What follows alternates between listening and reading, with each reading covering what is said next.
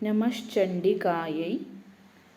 ಇವತ್ತು ನಾವು ದುರ್ಗಾ ಸಪ್ತಶತಿಯ 2ನೇ ಅಧ್ಯಾಯ ಮಹಿಷಾಸುರ ಸೈನ್ಯ ವಧೆ ಇದನ್ನು ನೋಡ್ತಾ ಹೋಗೋಣ. ಸುಮೇಧ ಋಷಿಯು ಮುಂದುವರಿಸಿದ, ಹಿಂದೆ 100 ವರ್ಷಗಳ ಕಾಲ ದೇವತೆಗಳಿಗೂ ರಾಕ್ಷಸರಿಗೂ ಯುದ್ಧ ಆಯಿತು. ಆಗ ಮಹಿಷನು ರಾಕ್ಷಸರ ಸೇನೆಗೆ ಮುಖ್ಯಸ್ಥ, ಹಾಗೆಯೇ ಇಂದ್ರನು ದೇವತೆಗಳಿಗೆ ಒಡೆಯನೂ ಆಗಿದ್ದರು. ಆಗ ದೇವತೆಗಳು ಆ ಯುದ್ಧದಲ್ಲಿ ಸೋತರು. ಮಹಿಷಾಸುರ ಗೆದ್ದು ತಾನೇ ಇಂದ್ರನಾದ. ಆ ನಂತರದಲ್ಲಿ ಸೋತಂತಹ ದೇವತೆಗಳು ಬ್ರಹ್ಮದೇವರನ್ನು ನಾಯಕರನ್ನಾಗಿ ಮಾಡಿಕೊಂಡು ಮಹಾದೇವ ಮತ್ತು ಮಹಾವಿಷ್ಣು ಇದ್ದಲ್ಲಿಗೆ ಹೋಗ್ತಾರೆ. ಅವರಿಬ್ಬರ ಎದುರು ದೇವತೆಗಳು ಮಹಿಷಾಸುರನ ದುಷ್ಕೃತ್ಯಗಳು, ಅವರಿಗಾದ ಸೋಲನ್ನು ವಿಸ್ತಾರವಾಗಿ ವಿವರಿಸ್ತಾರೆ. ಎಲ್ಲ ದೇವತೆಗಳನ್ನು ಸ್ವರ್ಗದಿಂದ ಓಡಿಸಿ ಅಧಿಕಾರವನ್ನು ಅವನು ತಾನೇ ನಡೆಸ್ತಾ ಇದ್ದಾನೆ. ಸ್ಥಾನ ಭ್ರಷ್ಟರಾದಂತಹ ದೇವತೆಗಳು ಭೂಲೋಕದಲ್ಲಿ ಸಾಮಾನ್ಯರಂತೆ ಸಂಚರಿಸುತ್ತಿದ್ದಾರೆ. ನಾವೆಲ್ಲ ಈಗ ನಿಮಗೆ ಶರಣಾಗಿದ್ದೇವೆ, ಅವನ ವಧೆಯ ಉಪಾಯವನ್ನು ದಯವಿಟ್ಟು ಆಲೋಚಿಸಿ ಅಂತ ದೇವತೆಗಳು ಅವರಿಬ್ಬರ ಮುಂದೆ ಹೇಳುತ್ತಾರೆ. ಆಗ ಮಹಾವಿಷ್ಣು ಮತ್ತು ಮಹಾದೇವರು ದೇವತೆಗಳು ಹೇಳಿದ್ದನ್ನು ಕೇಳಿ ಸಿಟ್ಟಾದರು, ಹುಬ್ಬುಗಳನ್ನು ಗಂಟಿಕ್ಕಿದ್ರು. ಬ್ರಹ್ಮ, ವಿಷ್ಣು, ಶಿವ ಇವರುಗಳ ಮುಖದಿಂದ ಹಾಗೆಯೇ ಇಂದ್ರಾದಿ ದೇವತೆಗಳ ಶರೀರದಿಂದ ತೇಜಸ್ಸುಗಳು ಹೊರಹೊಮ್ಮಿದ್ವು. ಅದು ಎಲ್ಲ ಒಂದಾಯಿತು. ಕೊನೆಗೆ ಆ ಹೆಚ್ಚಿನ ತೇಜೋರಾಶಿಯು ಒಂದಾಗಿ ಒಬ್ಬ ಸ್ತ್ರೀ ಆಯಿತು. ಆಕೆ ತನ್ನ ಕಾಂತಿಯಿಂದ 3 ಲೋಕಗಳನ್ನು ವ್ಯಾಪಿಸಿದಳು. ಈಶ್ವರನ ತೇಜಸ್ಸಿನಿಂದ ಆಕೆಯ ಮುಖ ಸೃಷ್ಟಿಯಾಯಿತು.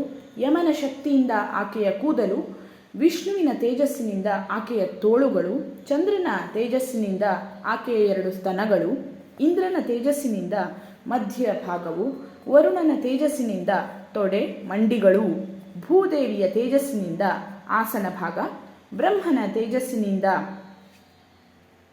ಪಾದಗಳು, ಸೂರ್ಯನ ತೇಜಸ್ಸಿನಿಂದ ಕಾಲಬೆರಳುಗಳು, ವಸು ದೇವತೆಗಳ ತೇಜಸ್ಸಿನಿಂದ ಕೈ ಬೆರಳುಗಳು, ಕುಬೇರನ ತೇಜಸ್ಸಿನಿಂದ ಮೂಗು, ಪ್ರಜಾಪತಿಯ ತೇಜಸ್ಸಿನಿಂದ ಆಕೆಯ ಹಲ್ಲು, ಅಗ್ನಿಯ ತೇಜಸ್ಸಿನಿಂದ 3 ಕಣ್ಣುಗಳು, ಸಂಧ್ಯಾದೇವತೆಗಳ ತೇಜಸ್ಸಿನಿಂದ 2 ಹುಬ್ಬುಗಳು, ವಾಯುದೇವರ ತೇಜಸ್ಸಿನಿಂದ ಕಿವಿಗಳೂ ಉಂಟಾದವು.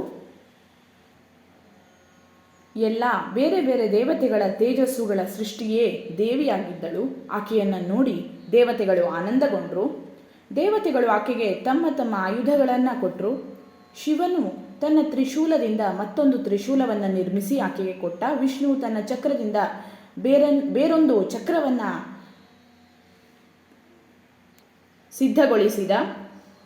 ವರುಣನು ಶಂಖವನ್ನು, ಅಗ್ನಿದೇವನು ಶಕ್ತಿಯಾಯುಧವನ್ನು, ವಾಯುದೇವರು ಬಿಲ್ಲನ್ನು ಮತ್ತು ಬಾಣಗಳಿಂದ ತುಂಬಿದಂತಹ ಬತ್ತಳಿಕೆಯನ್ನು ನೀಡಿದ.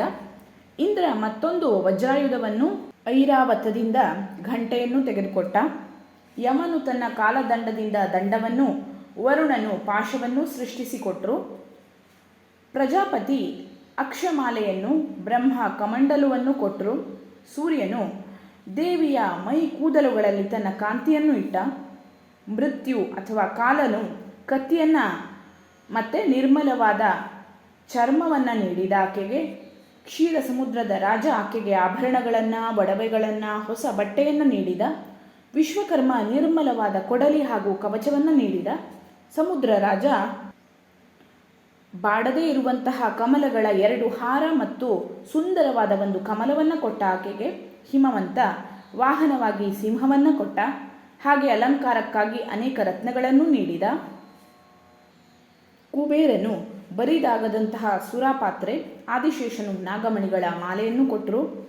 ನಾನಾ ವಿಧದ ಒಡವೆಗಳು, ಆಯುಧಗಳಿಂದ ಗೌರವಿಸಲ್ಪಟ್ಟಂತಹ ದೇವಿ ಅಟ್ಟಹಾಸದಿಂದ ಗಟ್ಟಿಯಾಗಿ ನಾದವನ್ನು ಮಾಡಿದಳು. ಆಕೆಯ ಅಟ್ಟಹಾಸದಿಂದ ಎಲ್ಲ ಲೋಕಗಳಲ್ಲಿಯೂ ಅದು ಪ್ರತಿಧ್ವನಿಯಾಗಿ ದೊಡ್ಡ ಶಬ್ದ ಉಂಟಾಯಿತು. ಸಮುದ್ರ ಅಲುಗಾಡಿತು, ಪರ್ವತಗಳು ಚಲಿಸಿದವು.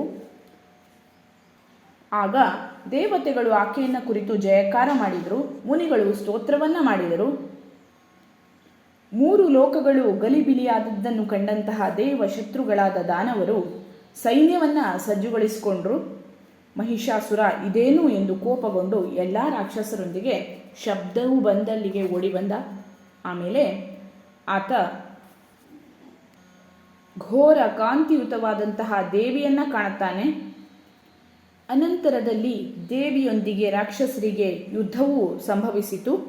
ಮಹಿಷನ ಸೇನಾಧಿಪತಿಯಾದ ಚಿಕ್ಷುರ ಎಂಬ ಮಹಾರಾಕ್ಷಸ, ಆಮೇಲೆ ಚಾಮರನೆಂಬವನು, ಕೋರೆದಾಡೆ ಉಳ್ಳಂತಹ ಉದಗ್ರನೆಂಬವನು ಕೋಟಿ ರಥದಿಂದ ಕೂಡಿ ಯುದ್ಧವನ್ನು ಮಾಡಿದರು. ಇನ್ನೂ ಅನೇಕ ಮಹಾರಾಕ್ಷಸರು 10,000 ಗಟ್ಟಲೆ ರಥಗಳು, ಆನೆ, ಕುದುರೆಗಳಿಂದ ಪರಿವಾರಿತರಾಗಿ ಯುದ್ಧದಲ್ಲಿ ಪಾಲ್ಗೊಂಡಿದ್ದರು. ವಿವಿಧ ಆಯುಧಗಳಿಂದ ರಾಕ್ಷಸರು ದೇವಿಯೊಡನೆ ಯುದ್ಧವನ್ನು ಮಾಡಿದರು. ಎಲ್ಲರೂ ದೇವಿಯನ್ನು ಕೊಲ್ಲಲು ಮುನ್ನುಗ್ಗಿದ್ರು. ದೇವಿಯು ಆ ಅಸ್ತ್ರಗಳನ್ನು ಕತ್ತರಿಸಿ ಹಾಕಿದ್ಲು. ದೇವರ್ಷಿಗಳಿಂದ ಸ್ತೋತ್ರ ಮಾಡಲ್ಪಡ್ತಾ ಇರುವಂತಹ ಈಶ್ವರಿಯಾದ ಆ ತಾಯಿ ಪ್ರಯಾಸವಿಲ್ಲದ ಮುಖದಿಂದ ರಾಕ್ಷಸರ ಮೇಲೆ ಶಸ್ತ್ರಾಸ್ತ್ರಗಳ ಮಳೆಯನ್ನು ಗರೆದಲು. ದೇವಿಯ ವಾಹನವಾದ ಸಿಂಹವೂ ಕೂಡ ರಾಕ್ಷಸರ ಸೈನ್ಯದಲ್ಲೆಲ್ಲ ಕಾಡನ್ನು ಆವರಿಸುವಂತಹ ಬೆಂಕಿಯಂತೆ ಸಂಚರಿಸ್ತಾ ಇತ್ತು. ದೇವಿಯು ಯುದ್ಧದಲ್ಲಿ ಬಿಡುತ್ತಿದ್ದಂತಹ ನಿಟ್ಟುಸಿರುಗಳು ಕೂಡಲೇ ಸಹಸ್ರಾರು ಗಣದೇವತೆಗಳಾಗಿ ಹೊರಹೊಮ್ಮಿದವು. ಆ ದೇವಿಯರು ಅನೇಕ ಆಯುಧಗಳಿಂದ ರಾಕ್ಷಸರ ಜೊತೆ ಯುದ್ಧವನ್ನು ಮಾಡ್ತಾ ಇದ್ರು ಹಾಗೂ ದೇವಿಯ ಶಕ್ತಿಯಿಂದ ಮೈಗೂಡಿದವರಾಗಿ ಅಸುರರನ್ನು ನಾಶಗೊಳಿಸುತ್ತಾ ಶಂಖ ಮೃದಂಗಗಳನ್ನು ಬಾರಿಸುತ್ತಾ ಆ ಯುದ್ಧದಲ್ಲಿ ಭಾಗವಹಿಸಿದ್ರು. ದೇವಿ ಅನೇಕ ರಾಕ್ಷಸರನ್ನ ಕೊಲ್ತಾ ಇದ್ಲು. ಘಂಟಾನಾದದಿಂದ ಮೂರ್ಛಿತರಾದವರನ್ನ ಕೆಡವಿದ್ಲು. ಕೆಲವರು ಹರಿತವಾದ ಆಯುಧಗಳಿಂದ ಎರಡಾಗಿ ಸೀಳಲ್ಪಟ್ಟರೆ, ಕೆಲವರು ಕತ್ತಿಯ ಏಟುಗಳಿಗೆ ಬಿದ್ದು ಹೋದ್ರು, ಕೆಲವರು ರಕ್ತಕಾರಿಯ ಅಂತ್ಯವನ್ನು ಕಂಡ್ರೆ, ಕೆಲವರು ಗದೆಯಿಂದ ಚಚ್ಚಲ್ಪಟ್ಟವರಾದ್ರು, ಕೆಲವರು ಬಾಣದಿಂದ ಚುಚ್ಚಲ್ಪಟ್ಟು ಹತರಾದರು, ಕೆಲವರು ತೋಳು ಹಾಗೆ ಕೆಲವರ ಕುತ್ತಿಗೆಯು ಮತ್ತೆ ಕೆಲವರ ತಲೆಗಳೇ ಬಿದ್ದು ಹೋದು. ಹೀಗೆ ಅಂಗಾಂಗಗಳನ್ನು ಕತ್ತರಿಸಿಕೊಂಡು ಬಿದ್ದವರೇ ಹಲವರಾದರು. ಅಲ್ಲಿ ಎಲ್ಲಿ ಆ ಮಹಾಯುದ್ಧವು ನಡೆಯಿತೋ ಅಲ್ಲಿ ರಕ್ತ ಪ್ರವಾಹ ತುಂಬಿದ ನದಿಗಳು ಹರಿದವು. ಹೀಗೆ ಅಂಬಿಕೆಯು ಕ್ಷಣ ಮಾತ್ರದಲ್ಲಿ ಆ ಅಸುರರ ಮಹಾಸೈನ್ಯವನ್ನು ಬೆಂಕಿ, ಹುಲ್ಲು, ಕಟ್ಟಿಗೆಯ ರಾಶಿಯನ್ನು ನಾಶ ಮಾಡುವಂತೆ ನಾಶ ಮಾಡಿದ್ಲು. ದೇವಿ ಹಾಗೂ ಆ ದೇವಿಯ ಗಣದೇವತೆಗಳು ರಾಕ್ಷಸರೊಂದಿಗೆ ಕಾದಾಡಿದರು. ಹೀಗೆ ಇದನ್ನು ಕಂಡಂತಹ ದೇವತೆಗಳು ಆಕಾಶದಿಂದ ಹೂ ಮಳೆಯನ್ನು ಗೆರೆದರು ಮತ್ತು ಸಂತುಷ್ಟರಾದರು. ಇಲ್ಲಿಗೆ ಮಾರ್ಕಂಡೇಯ ಪುರಾಣದ ದೇವಿ ಮಹಾತ್ಮೆಯ ಮಹಿಷಾಸುರ ಸೈನ್ಯ ವಧೆ ಎಂಬಂತಹ 2ನೇ ಅಧ್ಯಾಯ ಸಮಾಪ್ತವಾಯಿತು. ಲೋಕಾಹ ಸಮಸ್ತಾಹ ಸುಖಿನೋ ಭವಂತು.